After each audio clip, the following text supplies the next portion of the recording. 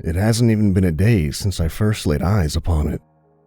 I was dropping my girlfriend off for her last in-person yoga class before everything went back on lockdown for the winter, when a portrait hanging in the display window of the shop across the street unexpectedly caught my attention.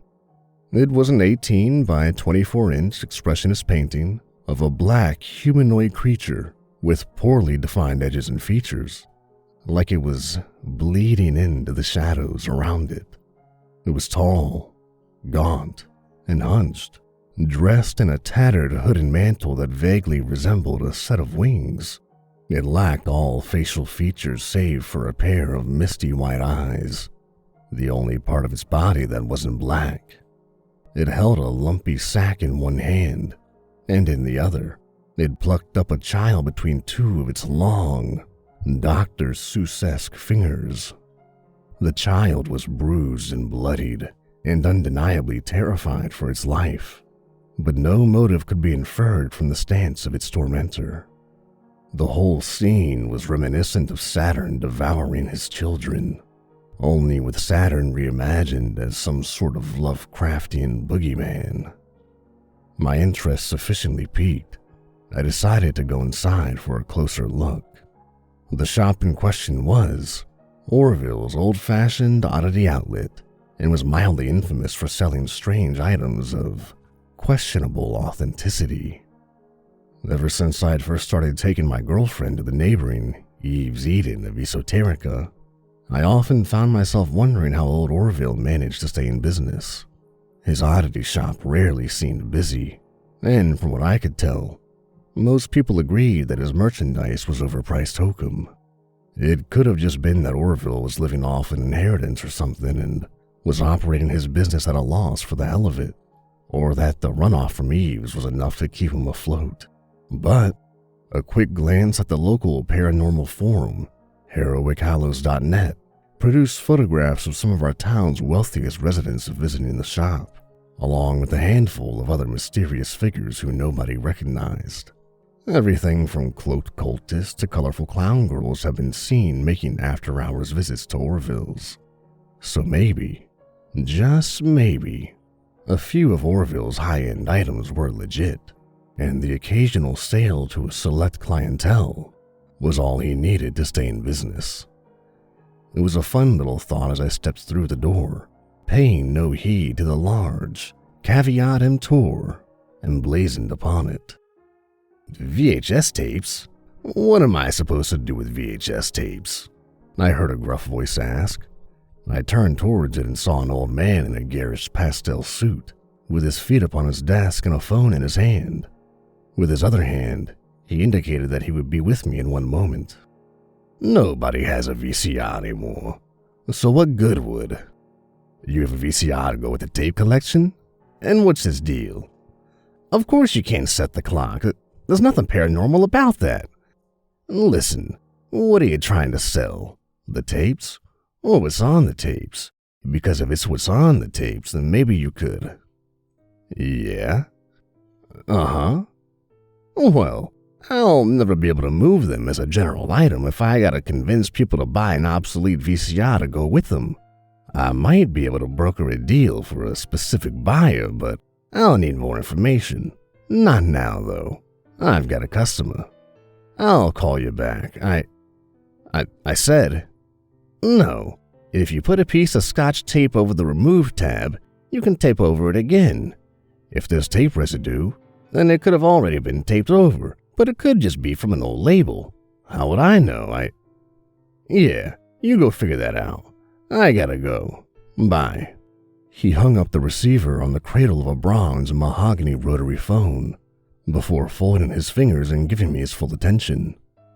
Honestly, the things some of these jerks try to unload on me, he said with a roll of his eyes. Anywho, can I help you find anything, young man? Yeah, actually, I was wondering about that painting in the window, I replied, pointing to the display behind me. Oh, you mean the self-portrait of Rancorus Ruck? The old man flashed me a devious smile before donning an iridescent tragedy mask with a surgery mask fixed to the inside. Self-portrait? self-portrait? I asked skeptically. Absolutely, he said, rising from his seat and leading me towards the painting. Cryptids and monsters are notoriously difficult to get decent photographs of, and that was a bit of a problem for old Rancor here. He can't exist in the real world unless he already exists in the mind of a suitable host, let's say. He's sustained by thoughts about him and uses his host's innate mental energy to manifest a physical form for himself. This presents a bit of a catch-22, since he needs people to know about him to exist, but existing is kind of a prerequisite for people to know about you. What's a damn thought form to do?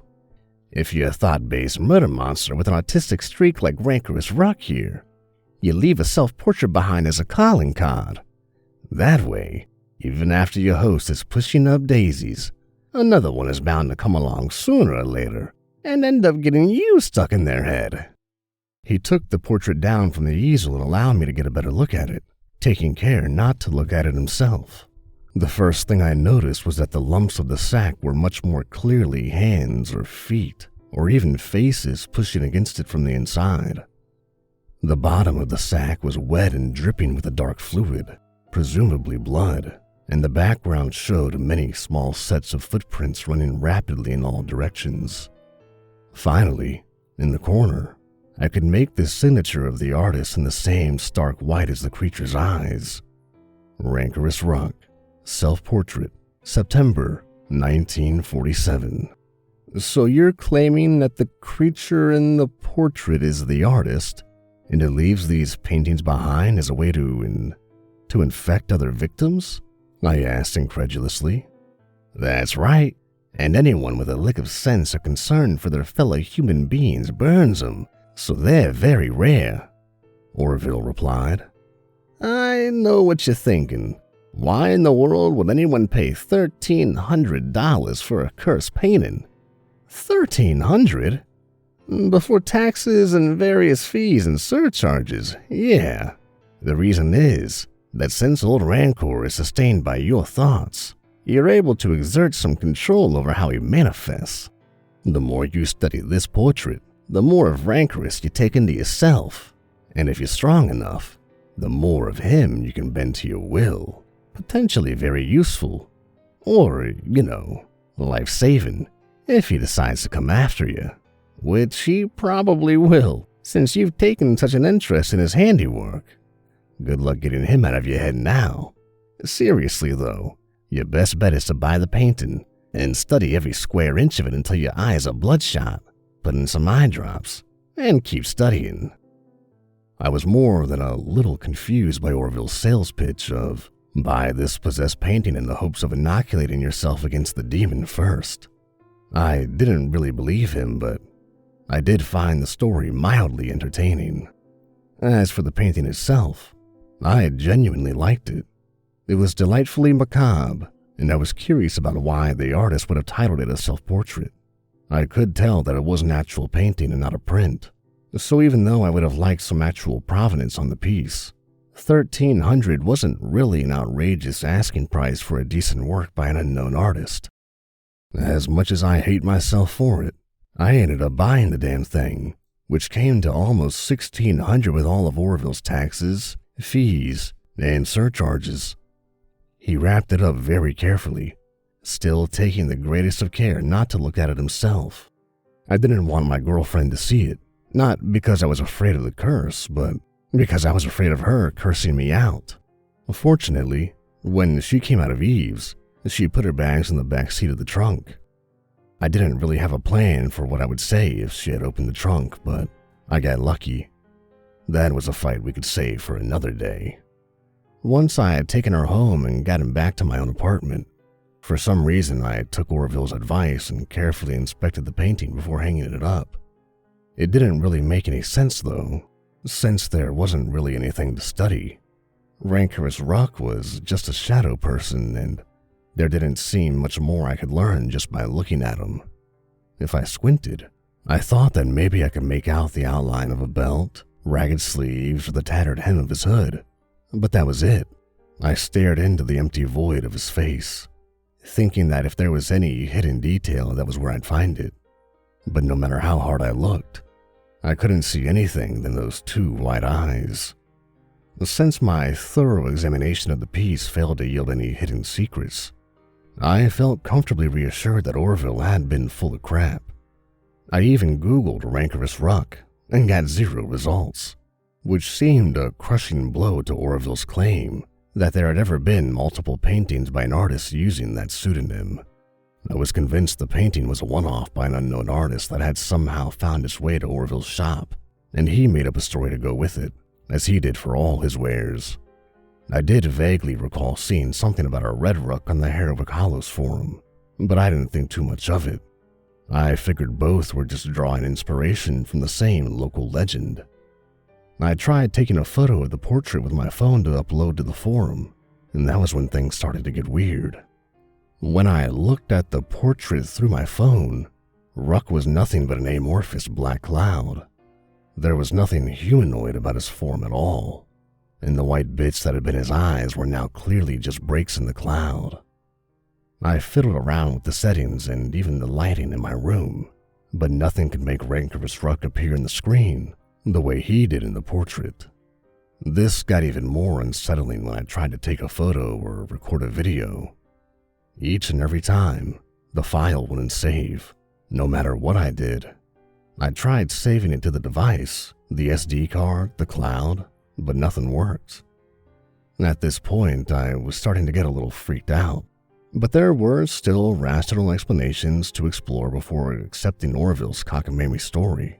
Like, maybe the portrait wasn't from 1947 at all, but was far more modern and embedded with some machine-readable code for digital rights management. But that wasn't really how something like that would work, was it? I'd get a notification telling me I didn't have the rights to share the image. It wouldn't just inexplicably be unable to save files, and it certainly wouldn't automatically censor it the way it was doing. Could it have been a joke for a marketing scheme then? But that would still require somehow getting the software onto my phone. Maybe my phone was infected with malware and it was just a coincidence that the first thing I tried to take a photo of was this creepy painting. I mean, that was pretty much all I could think of aside from the obvious theories about losing my marbles. Frustrated, I tossed my phone aside and leaned in to examine the portrait once again to see if I could find anything that might explain the incongruity between what I was seeing and what the camera on my phone saw. I found myself staring into Ruck's eyes. The eyes that my phone said were nothing more than empty spaces in a shapeless black form. But they were too deliberately placed and shaped to be anything but eyes, and they had been painted a very distinct white to contrast with the darkness around them, making their presence undeniable. I could even make out the faint outline of pupils and irises, though I hadn't noticed them before. In fact, now that I was really looking at them, I could see that they even had corneas, each of which held the reflection of a vague, ghostly figure. It was astonishing, actually, how much detail had gone into eyes that would only be noticed up close. By then, I was really starting to wish that my girlfriend had discovered the painting. At least then I'd have a rational excuse to take it back to Orville's. Not that he would have taken it back. He was very clear that the only thing about his shop that wasn't real was his return policy. I tried to convince myself that I was being silly. The whole reason I bought the painting was because it was creepy, and if I had spent as much money on my phones as I had on it, maybe he would be able to take a decent picture of it. A sign in defeat, I resigned myself to living with the portrait for at least one night. If it was still a problem in the light of day, I'd try to pawn it off as some gallery or museum for a tax deduction. Sleep, unsurprisingly, eluded me that night. Have you heard of the Tetris effect? It's when you have residual imagery of something you were really focused on, either in the dark or in your peripheral vision. Well, as I laid in the dark that night, I could see Rancorus Ruck. At first, it was just his eyes floating in the darkness, his body as amorphous as it had been on my phone. But, gradually, he started to take shape. His head, his hood, and his mantle, then his limbs, his torso, and finally his sack all slowly emerged as distinct from the surrounding darkness, and I could see him as clearly as if I was looking at his portrait. The child, however, did not appear, leaving Ruck with a free hand. He held up his long fingers to his face to examine them, and I thought nothing of it, dismissing it as more hypnagogic imagery. Then he lowered his hands and looked towards me, and a smile of nothing more than a bright white line broke out across his face. He set his sack on the ground and began noisily rummaging through it, and as I drifted off to sleep, I remember thinking that it was very odd that a residual image on my retina should be able to make any noise at all. It was still night when I awoke again, still dark, but I could immediately tell something was wrong. My bedroom door was open when I knew I had closed it, and light was leaking in through the crack when I knew I had turned all the lights off. Panicking, I bolted out of bed and dashed into the living room, ready to confront any intruders with only my bare fists. My machismo vanished pretty quickly when I saw what was waiting for me in that room. In the sepia light of candles that I didn't own, I saw the hunched figure of Rancorus Ruck, working ardently at another self-portrait. His back was turned to me, and thus the painting was facing my direction. He had drawn himself emerging out of an inky black patch of mold on an old brick wall, wrapping his hand around the mouth of his victim, while brandishing a knife in the other. Even though his victim's face was mostly covered by his hand, there wasn't the slightest doubt in my mind that it was supposed to be me. He turned around to face me then, his face nothing more than 2 white dots, and a smile against an impenetrable black void. He held up his brush, heavy with paint that he carelessly let drip to my floor, and moved slightly to the side so that I could get a better view of his artwork.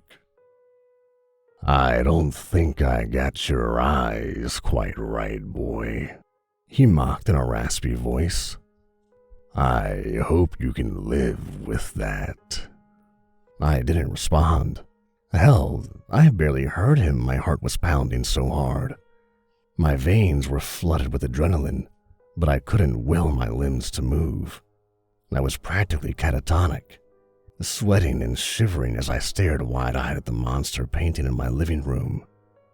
Ruck just snickered in contempt, turning his attention back to his painting, adding a few finishing touches. Only then, when his back was turned and I thought I actually had a chance, did I run. I ran to my apartment door and threw it open, only to see old Rancor casually standing in the doorframe, blocking my path. "Hello," he smirked, with an exaggerated wave of his long, mangy fingers. "Yes, Dr. Seuss-esque is what you called them, if I'm not mistaken. A colorful description, I must admit, even if it's not exactly what I was going for." I slammed the door shut, but it just went right through him, and he had somehow moved up slightly so that I had just shut him into the apartment with me. I had 2 choices then, either to fight him head on or try to reach the fire escape. For absolutely nothing remotely resembling a rational motive, I tried to throttle him and tackle him to the ground. Before I could even make contact, though, he slipped behind me with an ethereal ease and leapt onto my back, putting me into a chokehold and muffling my screams with his hand. I frantically tried to buck him off, slamming up against the wall and rolling upon the floor, but he clung to me with a dauntless and uncanny tenacity. It didn't take long for me to exhaust my oxygen supply like that, and I quickly lost consciousness. I wasn't dead, though. Not yet. I awoke at my desk, tied to my chair, with my laptop booted up and placed in front of me. It was still night, and I probably wasn't even out for more than a few minutes. I began frantically looking around for my attacker, and sure enough, he was standing over me with his arms crossed, waiting patiently for me to wake up. "What the hell are you?" I demanded, struggling against my bindings whilst on the verge of hyperventilation. Exactly what Orville told you. Or at least close enough that it's not worth going over again, he replied. He bent over and picked up his soggy, dripping sack, and I could see slowly writhing faces, hands, and other body parts pushing against it from the inside, moaning in dull anguish as they thrashed within their burlap prison. See this? In here are all the minds of my old victims, and they're what keeps me going when the world forgets about me. You're going in here too, but not just yet. I have a small favor to ask of you first. Screw you, I cursed, vehemently spitting at him. He backhanded me so hard my chair toppled over. I was too out of it for a second to notice him putting me back up, but apparently he did, because when I came back to my senses, I was looking at my computer again. Orville was right, you know. Your thoughts sustain me. So all you had to do to beat me was not think of me as a monster. He taunted me, his smile twisting into a jagged white scrawl of chalk as he squeezed my cheeks with his prickly, slimy fingers. A shame it's easier said than done. You have managed to make one non-trivial contribution to my being, though. Aside from the Sussesk fingers, you couldn't find a single search result when you Googled me, and in this day and age, one needs an online presence if one hopes to get anywhere. So here's the deal. I'm going to paint, and you're going to write. And if you come up with something postable by the time I've finished my painting, you'll get the privilege of going into my sack in one piece. But if you refuse, he held his sack out to my face and pulled it open. Inside was an endless abyss of severed limbs, flayed skin, decapitated heads, and scalped faces, all of them still animate and aware. Worst of all, most of them looked like they had come from children. He snapped the bag shut again, and I tried to muster the courage to tell him to go to hell again, but I couldn't. And so, I'm writing this, Rancorus Ruck's debut post to the interwebs, exposing him to a bigger audience than his paintings ever could. I don't know if something written by someone else will infect people the same way his paintings do, but I really hope they don't. But if this post does infect people, please know that I'm truly sorry. The bastard's in my head now, and I'm not strong enough to resist him. Once I post this, I'm going in the sack. And maybe you think that's what I deserve for giving in to Rancor's demands. But if you pity me at all, and you ever happen to be in Somber Me, then please do me one favor. Burn Orville's shop to the ground.